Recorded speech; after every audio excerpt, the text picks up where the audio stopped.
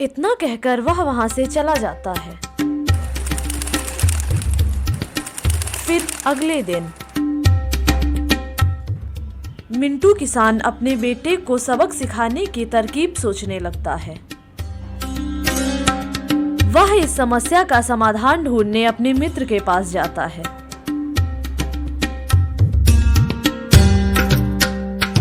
वह पूरी बात अपने मित्र को बताता है। उसका मित्र उसे एक तरकीब बता देता है। उस समस्या का समाधान लेकर वह अपने घर चला जाता है। घर पहुंचकर वह अपने बेटे को एक नक्शा देकर कहता है, बेटा, अब मेरी उम्र हो चुकी है और पता नहीं अब मैं किस दिन चल बसूं। मुझे तुमसे कुछ जरूरी बात करनी है। यह नक्शा मुझे मेरे पिताजी दे गए थे और कहा था कि जब तुम्हें कभी भी जीवन में धन की आवश्यकता पड़े तब तुम इस नक्शे के अनुसार खजाने की खोज कर सकते हो। यह सुनकर गोधन बहुत खुश हो जाता है और वह मन ही मन सोचता है, मैं तो खामखा ही पिताजी को बुरा भला कहता रहा। उन्होंने तो मेरे पूरे जीवन को गुजारने की व्यवस्था कर रखी है। अगले ही दिन वह खजाने की खोज करने के लिए निकल जाता है। गोधन चलते चलते एक जंगल में पहुंच जाता है। वहां पर एक लकड़हारा लकड़ी काट रहा होता है। वह उस लकड़हारे के पास जाकर एक नक्शा दिखाकर पूछता है, तुम्हें इस नक्शे के बारे में कुछ पता है क्या? मुझे तो इस जंगल के बारे में सब कुछ पता है, लेकिन इस नक्शे की लकीरें कुछ अस्त व्यस्त लग रही हैं। यहाँ से आप थोड़ी आगे जाएंगे तो आपको एक पहाड़ दिखाई देगा। मुझे लगता है कि आपको वहाँ से उत्तर दिशा की ओर जाना चाहिए।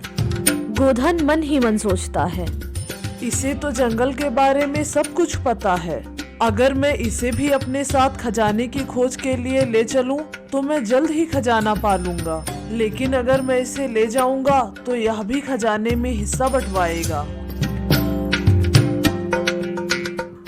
इतना सोचकर गोधन वहां से निकल जाता है।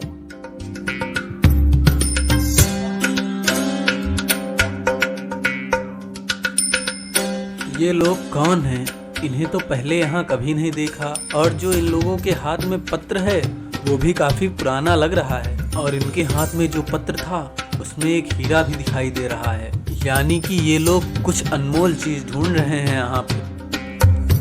और लकड़हारा लकड़ियां काटकर अपने सर पर रखकर वहां से चला जाता है। तभी तेजी से बारिश होने लगती है और गोधन भागने लगता है। गोधन एक बड़े पेड़ को देखकर उसके नीचे रुक जाता है।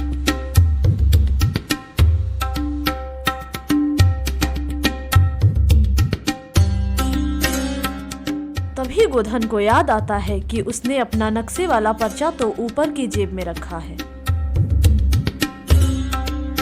जब वह उस नक्शे को निकाल कर देखता है तो वह देखता है कि नक्शा आधा भीग चुका था।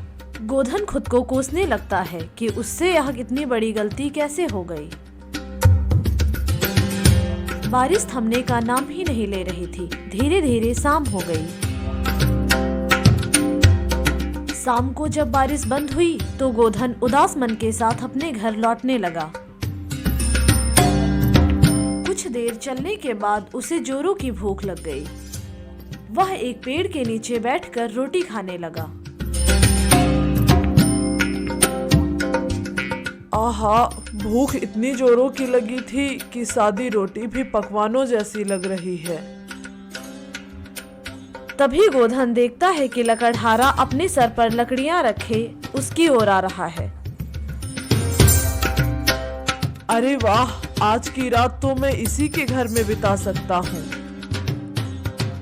गोधन उस लकड़हारे को आवाज देता, अरे भाई, इधर आओ। अरे, तुम अभी भी यहीं पे बैठे हो?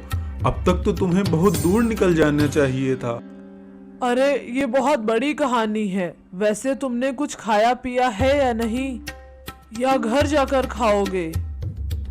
अरे मैंने अभी कुछ नहीं खाया और मेरा घर यहाँ पर नहीं है। मैं जंगल के उस पार वाले गांव में रहता हूँ। मैं जंगल के इस पार इस गांव में लकड़ी बेचने के लिए आया था। क्या इतनी दूर सफर करके लकड़ियाँ बेचते हो? लेकिन तुम तो अपने गांव में बेच सकते हो ना, फिर इतनी दूर क्यों आते हो? मेरे गांव में कोई भी मेरे पास से लकड़ी नहीं खरीद रहा है। अपने घरों में काम करने वालों की ही लकड़ी ले रहे हैं वो लोग, बस इसीलिए मैं दूसरे गांव जा रहा हूँ।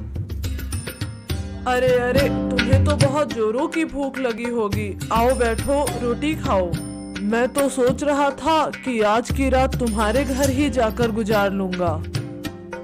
मेरा घर तो इतनी दूर है कि जाते जाते ही सुबह हो जाएगी। एक काम कर, ये बात हम तुम्हें बता नहीं सकते। आज की रात तुम यहीं पर सो जाओ। कल तुम अपने रास्ते, मैं अपने रास्ते। अगले भाग में हम लकड़हारे की चतुराई से खजाने तक पहुंचेंगे।